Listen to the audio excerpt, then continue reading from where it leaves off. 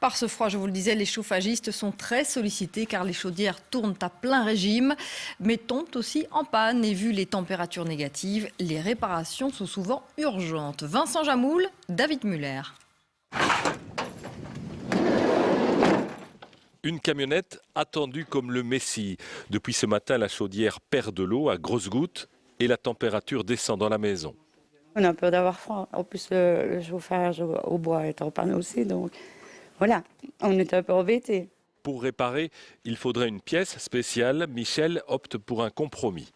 J'ai su isoler le problème, on a relancé le chauffage et le temps de remplacer la pièce, madame n'aura plus d'eau chaude, mais ça va se faire, je vais dire, soit ici dans la journée ou soit demain.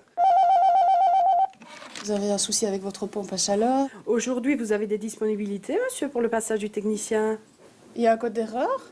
Un peu moins d'une heure, ça irait pour vous? Au bureau, les téléphonistes gèrent le travail d'une quinzaine de chauffagistes sans s'arrêter. On a 2 fois plus d'appels sur une journée traditionnelle et donc voilà, 2 fois plus de demandes de la part des clients. Le siège de l'entreprise est au milieu de la campagne, mais c'est plus souvent dans les villes avoisinantes qu'ont lieu les dépannages urgents. Ici dans la région, c'est une région plus froide, donc les gens entretiennent leur chaudière et ont plus l'habitude de grands froids. Ici pour le moment, on voit qu'il fait froid un peu partout, donc on a énormément de dépannage, même sur Liège, sur Verviers, dans les grandes villes, quoi. Donc là, oui, c'est chargé de ce côté-là. Des caves, Michel va en visiter aujourd'hui. Ici, c'est la pompe à chaleur qui se montre un peu capricieuse.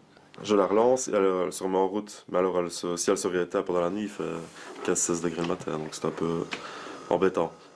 Vu les températures, dans chaque maison, la situation est urgente. On a un petit peu plus de pression, on court un petit peu plus, on n'a pas toujours le temps de manger à midi. Mais voilà, ça dure uniquement la période hivernale. La journée sera longue, 3 voire 4 heures supplémentaires, c'est la norme lorsqu'il fait si froid.